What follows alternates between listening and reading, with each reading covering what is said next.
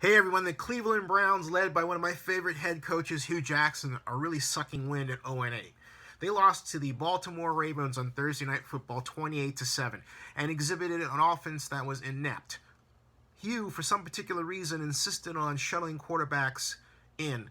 He had Cody Kessler. Kessler, hey, wasn't bad. He was 11 of 18 for 91 yards. But then, inexplicably, Hugh trots in Josh McCown. Kessler wasn't injured, and McCown does what? He goes 6 for 13 for 51 yards. And you have to ask, why this switching around? And McCown was off target. Not only that, he was operating within an offense that was very simplistic. The play calls were of ill-considered design.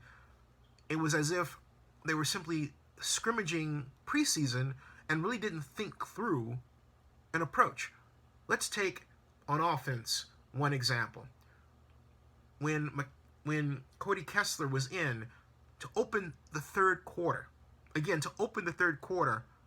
Browns threw one of those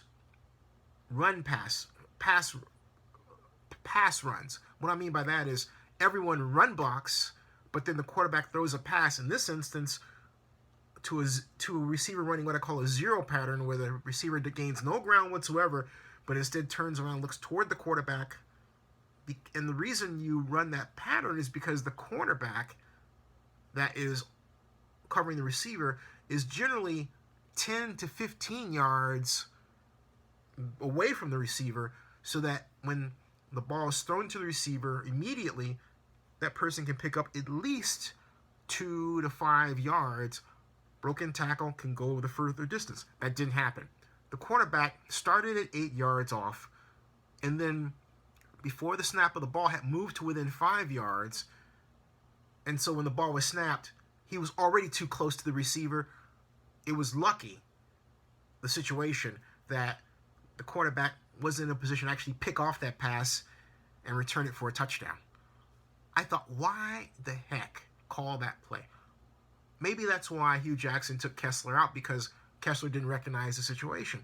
But on the other hand, you, as the head coach and also as the offensive coordinator, have to make sure you're putting the quarterback, particularly a rookie, in a position where he doesn't make that play to begin with. Okay? The Browns had no reason to call a play like that. The Browns had no reason to design a play like that.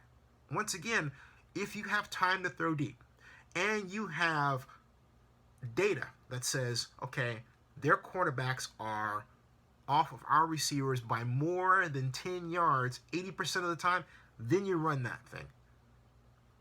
If you're going to run a wide receiver screen, put a halfback in motion, make sure the quarterback is blocked, then throw that thing. But the way they threw it, no. I could talk for a long time about the problem of designing and then calling that play alone at that point in time for about an hour. I can talk, I said forever, but I can talk for an hour. I don't want to talk forever about it, but for an hour, okay?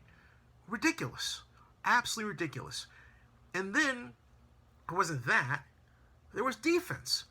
Joe Flacco has a rushing average of per game of something like, maybe 1.5 yards. That's about it. He rushes maybe once or twice. The most number of times he's rushed this year has been 4. What does that mean? It means, first of all, that even when the run opportunity is there, Flacco doesn't take it. But for a defense, it means he is, are you ready for this? A sitting duck. Go after him. The Browns didn't do that. They lined up in conventional defensive line formations, nothing with overload or overset, and didn't take advantage of the fact that Joe Flacco simply doesn't run. They could have hammered the guy. Take Jamie Collins, put him in a hybrid kind of outside blitzer, or better yet, take the linebackers and bring them down so you have like a 6-man front. Weak side linebacker, strong side linebacker. Defensive end, defensive tackle. Take the defensive tackle. Play an under technique, right? Over here. Then bring the strong safety down, threaten a blitz over here. Bring these two guys in, okay, on the blitz, right? So you've got 6, and then cover 5 man for man, and let the chips fall where they may. And better yet, Take the two linebackers, put them on the same side, overload it, and go after them. That's what I would have done. Flacco would have been eating grass. How come Ray Horton didn't do that? I can go on and on and on about the problems with these Cleveland Browns, and it's not personnel. Jamie Collins, wonderful addition. He's made a lot of great plays.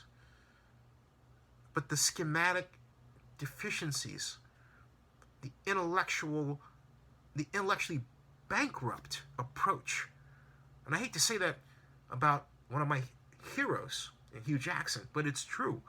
It's simply hurting them. It's hurting them. He can make the change if he wants to. And in the next video, I'm going to tell you how he should do it. Yeah, that collapse was like about the Browns season about now. You know what I mean? Jeez Louise. Ugh.